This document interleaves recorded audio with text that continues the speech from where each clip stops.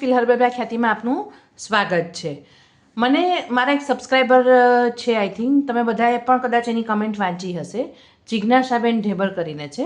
એમણે મને એક કમેન્ટ કરી હતી કે ભાઈ તમારાથી જો બને તો ટૂથ પાવડર તમે શેર કરજો. હવે અમુક વસ્તુઓ મેં એમેઝોનમાં મગાવી હતી પણ એ વખતે અવેલેબલ નહોતી, એટલે એ વસ્તુઓ નથી મળી શકી. પણ મારી પાસે જે વસ્તુ અવેલેબલ હતી પછી હું એનાથી જ તમને અત્યારે શેર કરી રહી છું. પછી મેસવાક અને બબુલનો જે ટૂથ પાવડર છે હું આગળ ઉપર 1-2 મહિનાની અંદર શેર કરીશ, જ્યારે મને એ પાવડર અવેલેબલ થઈ જશે ત્યારે. અત્યારે હું તમને જે આ ટૂથ પાવડર શેર કરવાની છું એ મુલેઠી એટલે કે લિકોરાઇઝનો છે. એ પણ તમારા દાંત માટે ખૂબ જ ઉપયોગી છે.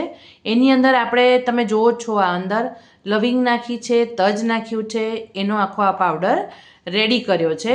અને તમારા શ્વાસમાં ખરાબ સ્મેલ ના આવે એના માટે પણ અમુક વસ્તુઓ આપણે ઉમેરી છે, જેનાથી તમારા દાંતના બધા પ્રોબ્લેમ સોલ્વ થઈ જાય. ઘણી વખત આપણે ઠંડી વસ્તુઓ ખાતા હોઈએ છીએ ત્યારે આપણને દાંતમાં એકદમથી કળતર થાય છે, ઝણઝણાટી થાય છે. તો એ આપણે લવિંગનું તેલ અથવા તો લવિંગ એ દાંતમાં દુખતું હોય ને તો પણ આપણે જનરલી લવિંગ દબાવી રાખતા હોઈએ છીએ, તો એનાથી બહુ ફરક પડે છે. તો આમાં તો આપણે એનો યુઝ કર્યો છે એ તમારા દાંત માટે ખૂબ જ સારું છે. તમે આ પાવડરને વધારે બનાવીને 4-6 મહિના સુધી પણ રાખી શકો છો, પણ બને ત્યાં સુધી મહિનાનો બનાવીને તમે મૂકી રાખો ને તો તમારો પાવડર એકદમ એવો ને એવો અને એની સ્ટ્રોંગનેસ તમને સરખી મળશે. એટલા માટે તો હવે આને આપણે કેવી રીતના બનાવવાના છીએ એ હું તમને જણાવું છું. અને આમાં જેટલી પણ વસ્તુ અમુક યુઝ થઈ છે, જે મુલેઠી પાવડર છે એટલે કે લિકોરાઇઝ પાવડર છે, એનો હું તમને બાકી બધી વસ્તુઓ તો મેં ઘરમાંથી જ સેટ કરી છે. એટલે જે આ મુલેઠી છે ને એનો હું તમને શેર કરીશ. ડિસ્ક્રિપ્શન બોક્સમાં તમે જોઈ લેજો, એની લિંક હું તમને શેર કરીશ એટલે તમે મગાવી શકો. એટલે હવે કેવી રીતના બનાવવાનું છે હું તમારી સાથે શેર કરું છું. બનાવવા માટે મેં ટૂથ પાવડર બનાવવા માટે મેં અહીંયા 2 ચમચી આપણે આ મુલેઠી છે ને જે આ રહી, આને લિકોરાઇઝ સ્ટિક કહેવાય, મુલેઠીનો પાવડર. એ માર્કેટમાં મળી જાય છે, તમને આયુર્વેદિક શોપમાં પણ મળી જશે અને એમેઝોનમાં ને એમાં ઓનલાઈન પણ મળી જશે. હું લિંક આપી દઈશ તમને. એટલે એ મેં લગભગ અહીંયા 2 ચમચી જેવું લીધું છે. 2 ચમચી એ લીધું છે.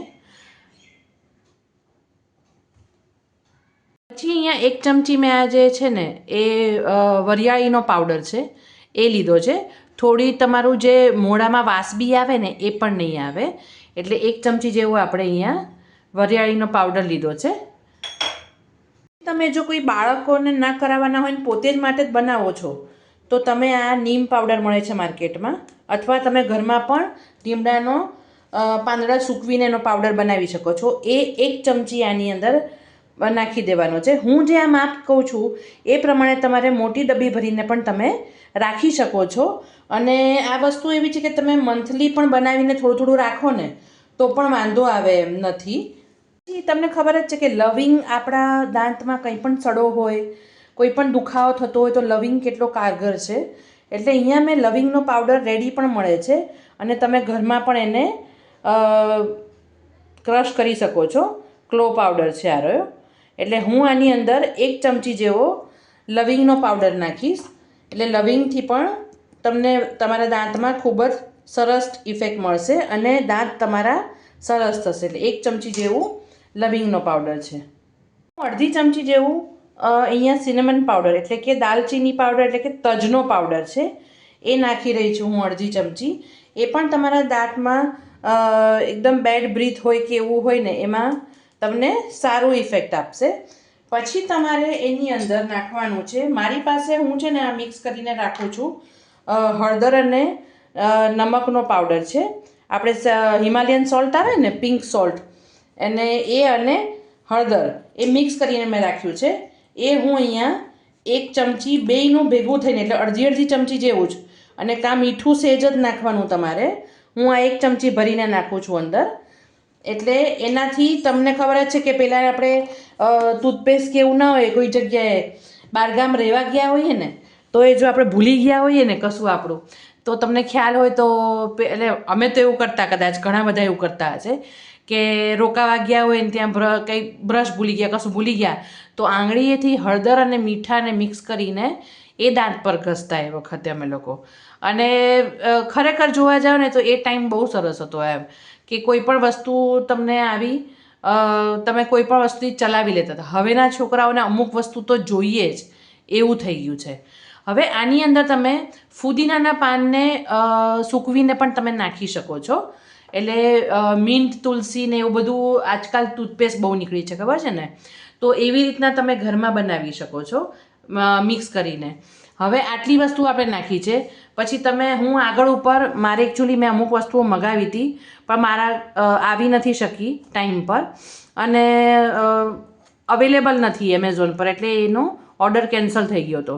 નતર હું મિસવાક અને બબુલનું પણ ટૂથ પાવડર તમારી સાથે આગળ ઉપર, જો મને પાવડર ક્યાંયથી સેટઅપ થશે ને તો હું એ તમને શેર કરીશ. જો તમે આને હવે એક ડબ્બીમાં ભરીને મૂકી દો અને રોજ થોડું થોડું આનાથી તમે બ્રશ કરો તો તમારા મોઢામાં ખૂબ જ તમારા દાંત સ્ટ્રોંગ પણ બનશે, કોઈ કેમિકલ નહીં જાય, અને તમારા ઉચ્છ્વાસ ઘણાનો ખરાબ આવતો હોય તો એમાં પણ ફરક પડશે. બીજું, ઘણાને પાયરિયાનો પ્રોબ્લેમ હોય છે, એટલે અંદર સડો થઈ ગયો હોય, તો તમે આની અંદર 1 ચપટી જેટલું ફટકડીનો પાવડર પણ નાખી શકો છો.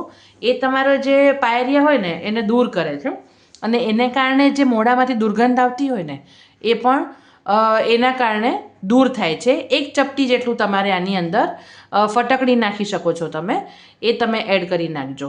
એટલે પછી તમારે જો આને તમે આવી રીતના કરી શકો છો કે તમારા હાથમાં એવી રીતના થોડું કાઢી અને પછી તમે બ્રશમાં લઈને તમારા દાંત ઉપર આને ધીમે ધીમે ઘસી અને 2-1 મિનિટ જેટલું, વધારે પડતું ઘસવાની પણ જરૂર નથી હોતી, 2-1 મિનિટ જેટલું તમે આને ઘસો એટલે તમારા દાંત એકદમ સરસ વિધાઉટ કેમિકલ ચોખ્ખા થઈ જાય. એટલે તમે આવી વસ્તુ બનાવીને એનો યુઝ કરો અને ઘરમાં અમુક પાવડર વસાવો.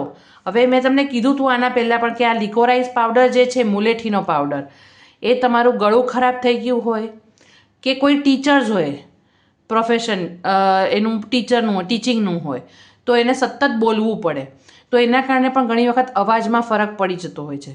તો એવા ટાઈમે મુલેઠીનો પાવડર તમે ચૂસો ને તો બહુ જ કામ લાગે, કારગર નીવડે છે. એટલે આના યુઝ બહુ જ છે. તમે આને હેર પર યુઝ કરી શકો છો, સ્કિન માટે યુઝ કરી શકો છો, દાંતમાં.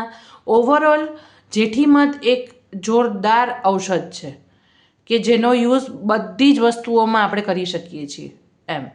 તો તમે આની ડબ્બી ભરીને આરામથી, આમાં આપણે બીજું કશું એવું નાખ્યું જ નથી, અને ક્લોનો પાવડર પણ છે, એટલે લવિંગનો, એટલે અંદર કીડા પડવાનો પ્રશ્ન છે નહીં. પણ તમે નાના નાના બેચ બનાવીને જો આટલું નાનું નાનું થોડું થોડું કરીને મૂકશો ને તો તમારી વસ્તુ બગડવાના ચાન્સીસ બહુ જ ઓછા થઈ જાય. છતાં તમે આને 4 થી 6 મહિના ડબ્બીમાં નોર્મલ ટેમ્પરેચર પર રાખી શકો છો. તો ફ્રેન્ડ્સ, આવી જ નવી નવી રેમેડી અને રેસિપીઝ જોવા માટે મારી ચેનલને લાઇક કરો, શેર કરો અને સબસ્ક્રાઈબ કરો. Thanks for watching.